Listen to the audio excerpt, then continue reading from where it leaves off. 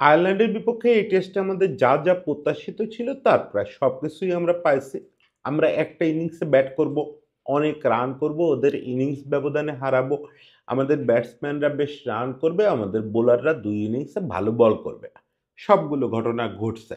এর মধ্যে আলাদা করে যাদের প্রশংসা করার দরকার তা কম বেশি আমরা করে ফেলছি।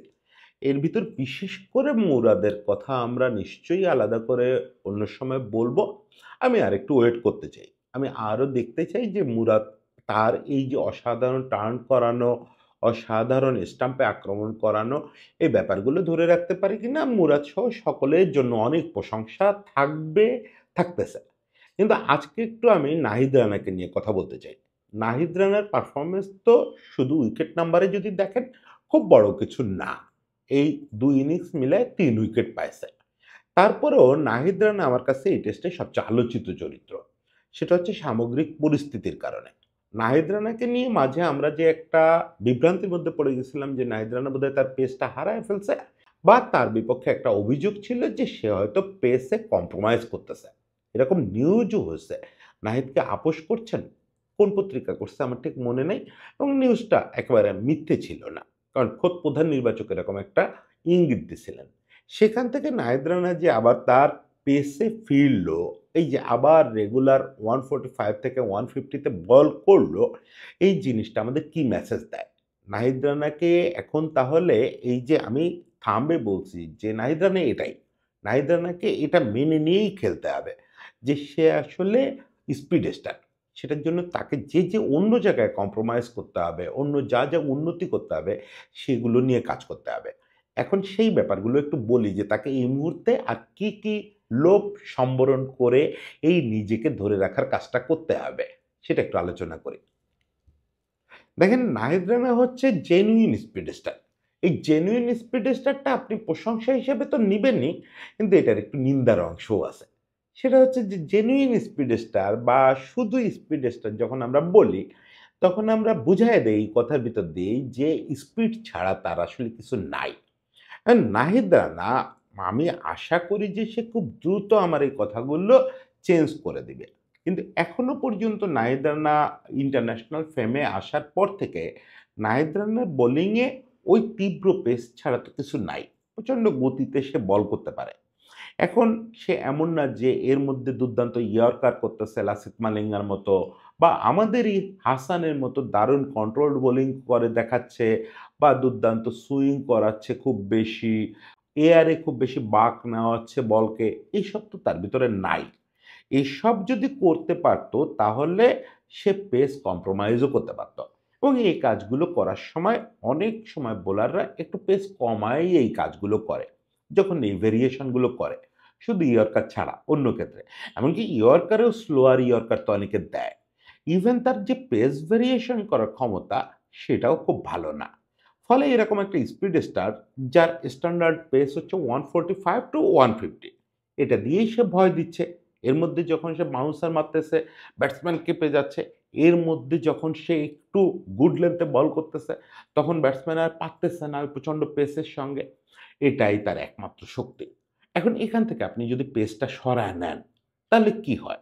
নাহিদ রানা কিন্তু তাহলে আমি ওরে ছোট করার জন্য বলতেছি না, একদম গলির বোলারের চেয়েও খারাপ একটা বোলারে পরিণত হয়। আপনার যদি বোলিংয়ে কোনো রকম অন্য কোনো অস্ত্র না থাকে, তাহলে আপনার পেসটা সরায় নিলে আপনি একদম মানে ওই আ একদম উন্মুক্ত হয়ে যান। আপনার কঙ্কাল বের হয়ে আসে। তো স্পিড স্টাররা এক্ষেত্রে যেটা করেন, বড় স্পিড স্টাররা শোয়েব আক্তার, ব্রেট লি বা যারা টিকছেন, যারা টিকতে পারেন নাই তো পারেন নাই। যারা টেকসই হয়েছেন তারা শুধু স্পিডের উপরে ভরসা করেন নাই। শোয়েব আক্তারের যেমন ওই স্পিডের সঙ্গে ছিল নারকীয় ইয়র্কার। মানে এমনও যদি হতো এবং কিছুদিন তো হইছেও সেরকম যে শোয়েবকে পেস কম্প্রোমাইজ করতে হচ্ছে। তারপরেও শোয়েব আক্তার আনপ্লেয়েবল। কারণ শোয়েব আক্তার তখনও 140 তে ওই ইয়র্কার মারতেছেন। 155 বা 156 এ তখন আর মারতে পারতেছেন না। কিন্তু 140 তে ইয়র্কার মারাও বিরাট ব্যাপার এবং ওনার ইয়র্কার খুব অ্যাকুরেট ছিল। উড়ে যেত স্টাম্প। রাহুল দ্রাবিড় পর্যন্ত বুঝতে পারে নাই বল কই দিয়ে গেল। সচিন টেন্ডুলকার পর্যন্ত বুঝতে পারে নাই। শোয়েব আক্তারের ওই যে ইয়র্কারটা ছিল, এরকম সব স্পিড স্টাররা চেষ্টা করেন আস্তে ভেরিয়েশন যোগ করার। যাতে তারা স্পিডে কম্প্রোমাইজ করলেও যদি করতে হয় এবং করতে হবে তো বয়স বাড়বে, স্পিডে কম্প্রোমাইজ করতে হবে একসময়। ফলে তাকে ওই প্রস্তুতি আগাম নিতে হয় যে আমি যাতে শেষ না হয়ে যাই বা হুট করে কোনো কারণে আমি যদি স্পিড কমায় দেই তাও যেন আমি অচল না হয়ে যাই। এখন নাহিদের এখনকার যে অবস্থা তাতে এটুকু আমরা পরিষ্কার যে পেস না থাকলে নাহিদ আর কিচ্ছু না। আমরা মাঝে কয়েকটা সিরিজে দেখছি, বিশেষ করে লিমিটেড ওভার কিছু সিরিজে দেখছি যে নাহিদ পেস কম্প্রোমাইজ করে বল করার চেষ্টা করতেছে। 135, 136 এ বল করতেছে। সে অবস্থায় নাহিদ কিন্তু আসলেই গলির বোলার হয়ে গেছে। একদম আরব আমিরাতের মতো দলের ব্যাটসম্যানরা নাহিদকে বেপরোয়াভাবে পিটাচ্ছে। কারণ কি? কারণ হচ্ছে এই অবস্থায় নাহিদের আসলেই কিছু করার নাই। ওর যেহেতু ঝুলিতে তেমন কোনো অস্ত্র নাই। এই প্রসঙ্গে যে কারণে ব্যাপারটা খুব তীব্র আলোচ্য হয়ে গেল, সেটা হচ্ছে যে গাজী আশরাফ হোসেন লিপু আমাদের প্রধান নির্বাচক, উনি কোনো একটা সাক্ষাৎকারে বা প্রেস কনফারেন্সে কথাটা বলছিলেন। আমি এক্সাক্ট রিকল করতে পারতেছি না কোথায় বলছিলেন। কিন্তু কথাটা বলছিলেন যে নাহিদ রানাকে নিয়ে প্রশ্ন উঠছিল যে নাহিদ রানার পেস কেন ফল করতেছে? নাহিদ রানাকে কি করা হচ্ছে অমুক-তমুক এগুলোর জবাবে উনি একটা ইঙ্গিতপূর্ণ কথা বলছিলেন যে কেউ যদি অনেক খেলার জন্য বা ক্যারিয়ার দীর্ঘায়িত করার জন্য তার পেস কম্প্রোমাইজ করে তাহলে তো আমার কিছু করার নেই। আমি প্রধান নির্বাচক হিসাবে তো কাউকে তার টেকনিক নিয়ে কথা বলতে পারি না। কথা খুবই সত্যি। আমরা কেউই নাহিদ রানাকে এটা বলতে পারি না যে, "নাহিদ আপনি পেস কম্প্রোমাইজ করেন না।" কিন্তু কথা হচ্ছে যে নাহিদ তো পেস কম্প্রোমাইজ করলে টিকবে না। এখন প্রধান নির্বাচক পর্যন্ত ব্যাপারটা পৌঁছে গেছে। মানে প্রধান নির্বাচকও ব্যাপারটা নোটিস করছেন যে ও পেস কম্প্রোমাইজ করতেছে। সেক্ষেত্রে নাহিদ রানার ১ম এ যেটা বুঝতে হবে যে পেস কম্প্রোমাইজ করলে তো আমার কিছু থাকবে না। আমি যে একটা দীর্ঘ ক্যারিয়ারের কথা ভেবে পেস কম্প্রোমাইজ করব বা বিচিত্র সব লিগ খেলতে চাইবো, ফ্র্যাঞ্চাইজি লিগ খেলবো, টি-10 খেলবো, এগুলার জন্য পেস কম্প্রোমাইজ করব তো। যাতে আমার ইনজুরি কম হয়, যাতে আমার লোড কমে আসে। এখন পেস কম্প্রোমাইজ করলে তো আপনাকে কেউ ডাকবে না। ইভেন আপনাকে তো কেউ বিপিএল এও ডাকবে না, কেউ ডিপিএল এও ডাকবে না। আপনার তো একমাত্র পরিচয় স্পিডস্টার। এখন আপনার প্রথমত যতক্ষণ না পর্যন্ত আপনি পরিচয় বদলাইতে পারতেছেন, মানে পরিচয় বদলাইতে বলতেছি না, পরিচয় আরো যোগ করতে পারতেছেন। যে এর সঙ্গে আপনি দারুণ ইয়র্কার মারতে শিখে গেছেন, সুইং করাচ্ছেন দুর্দান্ত বল, পেস ভেরিয়েশন করতে শিখছেন। আরো কি করবেন না করবেন সেটা আপনার ব্যাপার। ইভেন অনেক স্পিডস্টার কাটারও মারার প্র্যাকটিস করে। আমাদের অনেক স্পিডস্টার ইনক্লুডিং তাসকিন। তাসকিন কিন্তু যখন পেস কমাইছে, তাসকিনও কিন্তু একসময় আপনার মতো 150 র দিকে ছোটা বোলার ছিল। সে যখন পেস কম্প্রোমাইজ করছে তার আগে কনফার্ম করে নিছে যে সে আরো অস্ত্র থলিতে নিয়ে নিছে। সে কাটার শিখছে, অমুক করছে, তমুক করছে। কাটার শেখার জন্য সে মাশরাফির সঙ্গে দিনের পর দিন মিরপুর স্টেডিয়ামে পার্সোনাল ক্লাস করছে। বাংলাদেশে কাটার শিখানোর জন্য সবচেয়ে ভালো মানুষ তো মাশরাফি। যদিও সবচেয়ে বেশি করে মুস্তাফিজ, কিন্তু কাটারের ব্যাপারটা মাশরাফির চেয়ে সুন্দর বাংলাদেশে কেউ বোঝে না। সেটা সে মাশরাফির কাছ থেকে শিখছে। এছাড়া মাশরাফির কাছ থেকে ব্যাকহ্যান্ড ডেলিভারি অমুক-তমুক এগুলো নিয়েও কাজ করছে তাসকিন। আপনাকে প্রথমত সেটা করতে হবে। যতক্ষণ পর্যন্ত আপনি কনফার্ম না হচ্ছেন যে আমার ওই অস্ত্রগুলো আমি কম পেসেও যেকোনো জায়গায় এপ্লাই করতে পারি। আমাকে কেউ দল থেকে বাদ দিতে পারবে না। আমি যদি পেস কম্প্রোমাইজ করি, তাও আমার হাতে অন্তত ৫ টা পকেটে ৫ টা এমন অস্ত্র আছে, যেটা দিয়ে আমি 135 এও যে কারো চেয়ে ভালো বল করে যেতে পারব। এই যে হাসান করতেছে না? হাসান তো পারে। হাসান তো 140 র বোলার। আপনার মতো 145 বা 147 এর বোলার না। কিন্তু সেও তো 142, 143 র বোলার। কিন্তু সে তো পেস কম্প্রোমাইজ করে ফেলাইছে। করছে কিন্তু হাসানরে তো বাদ দেওয়া যাচ্ছে না। কারণ টেস্টে এখনো হাসান যে কন্ট্রোলড বোলিং করতে পারে, যেরকম মুভ করাতে পারে, এটা তো অন্য কেউ পারতেছে না। ফলে হাসান কিন্তু তার জায়গাটা পেস কম্প্রোমাইজ করেও ধরে রাখছে। এখন ১ম এ আপনাকে সিদ্ধান্ত নিতে হবে, নাহিদকে সিদ্ধান্ত নিতে হবে যে আপনি কি সারা জীবন স্পিড স্টার হয়ে থাকতে চান? তাহলে ভাই আপনি নড়াচড়া করেন না। তাহলে শুধুমাত্র আপনি টেস্টে মনোযোগ দেন এবং ফার্স্ট ক্লাস ক্রিকেট খেলেন। কারণ এই একটা জায়গা যেখানে আপনি পেস দিয়ে বেশ কিছুদিন সাস্টেইন করতে পারবেন। এবং সেটা তো আমরা চোখের সামনে দেখতেছি যে এই সিলেটের যে উইকেট, এই উইকেটে 2nd ইনিংসেও আপনি 140 প্লাস ডেলিভারি মোটামুটি রেগুলার দিছেন। ফার্স্ট ইনিংসে তো আমরা দেখছি 150 র কাছাকাছি ডেলিভারি দিচ্ছেন। প্রতি ওভারেই আমরা দেখছি 145 প্লাস থাকছেন। 2nd ইনিংসে পেসটা স্বাভাবিকভাবে সবার ড্রপ করে। সব স্পিড স্টারের আপনারও ড্রপ করছে কিন্তু 140 পার হয়েছে রেগুলার। তার মানে আপনার ফার্স্ট ক্লাস লঙ্গার ভার্সন ক্রিকেটে খেলার উপযোগিতাটা এত সহজে নষ্ট হচ্ছে না। আপনার এই পেসই ওটার জন্য যথেষ্ট এবং ওখানে আপনাকে খুব জরুরি দরকার। একটা এন্ডে লঙ্গার ভার্সনে আপনি জেনুইন পেস বা শুধু স্পিড স্টার এটা ইউজ করতে পারবেন। এটা দরকারও। কিন্তু আপনি যদি মনে করেন যে আপনি নিজেকে অল ফরম্যাট বানাতে চান, ক্যারিয়ারটা দীর্ঘায়িত করতে চান এবং এই যে টি10 যেগুলো প্রলোভন সামনে আসে এগুলাতে আপনি যেতে চান, তাহলে আগে আপনার ক্রিকেট ফার্টানিটিকে নিশ্চিত করতে হবে যে আপনি নানা রকম বোলিং করতে পারেন। আপনার বোলিংয়ে অনেক রকম ভেরিয়েশন আছে। আপনি পেস কম্প্রোমাইজ করেও টিকতে পারবেন। আর তাছাড়াই যদি পেস কম্প্রোমাইজে যেয়ে এসব জায়গায় যাওয়ার স্বপ্ন দেখেন, তাহলে আপনার পুরো ক্যারিয়ারটাই শেষ হয়ে যাবে।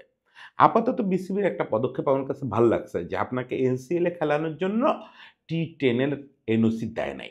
এটাতে হয়তো নাহিদ রানা রাগ করতে পারেন যে টি10 খেললে তো অনেকগুলো টাকা পেতেন, সে টাকা থেকে বঞ্চিত হলেন। কিন্তু আপনার ক্যারিয়ারের জন্য এটা খুব ভালো হয়েছে। ভালো হয়েছে এই কারণে যে আপনি যদি এনসিএল করেন, তাহলে এনসিএল এ আপনি চাইলে এনসিএল এর এই সময়টা নিজের পেস নিয়ে কাজ করতে পারবেন, নিজের ভেরিয়েশন নিয়ে কাজ করতে পারবেন। আমাদের লোকাল সার্কিটে এখন অনেক ভালো, ভালো পেস বোলিং কোচ আছে, অনেকে। আপনার নিজের গুরু আলমগীর ভাই আছে। আপনি আলমগীর ভাইয়ের সঙ্গেও কাজ করতে পারেন। তালহা আছে, ডলার আছে, নাজমুল আছে, অনেকে কাজ করতেছে না? তাদের সঙ্গে কাজ করে ভেরিয়েশন বাড়ান।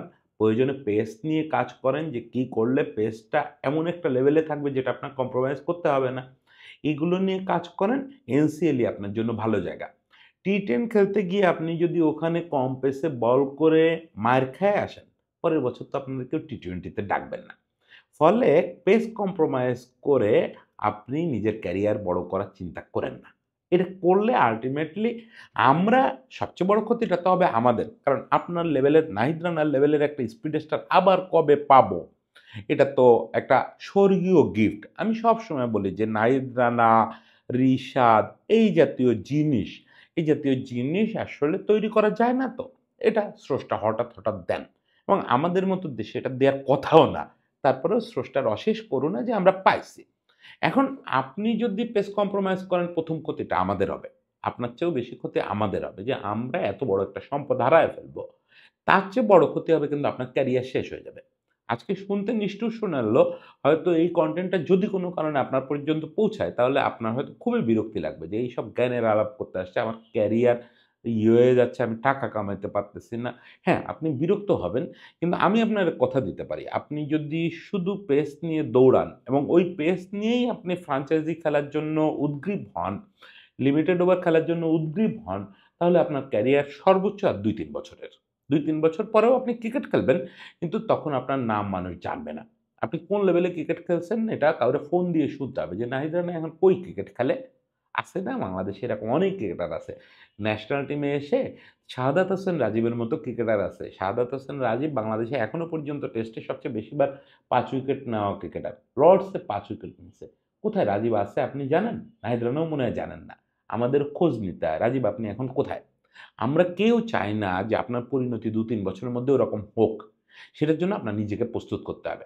এক হচ্ছে পেস নিয়ে কাজ করতে হবে। পেস কম্প্রোমাইজ না করেই কিভাবে টিকে থাকতে পারেন সেজন্যই নিজেকে তৈরি করা। আর হচ্ছে ভেরিয়েশন যোগ করা। তার আগ পর্যন্ত নিজেকে এটা বোঝান যে আপাতত বিসিবি যেটা বলছে এটাই আপনি। এর বাইরে আপনার যাওয়ার কোনো উপায় নাই। আপাতত আপনি লঙ্গার ভার্সন ক্রিকেটার। এর বাইরে আপনি যাওয়ার চেষ্টা করলেই আপনি বিপদে পড়ে যাবেন। আশা করি নাহিদ রানার ব্যাপারটা বুঝবেন। বাংলাদেশের ক্রিকেটের এই ক্ষতিটা তিনি হতে দিবেন না। সবচেয়ে বড় কথা নিজেকে শেষ করে দিবেন না। নাহিদ রানার জন্য অনেক শুভকামনা থাকলো। অনেক ভালোবাসা থাকলো।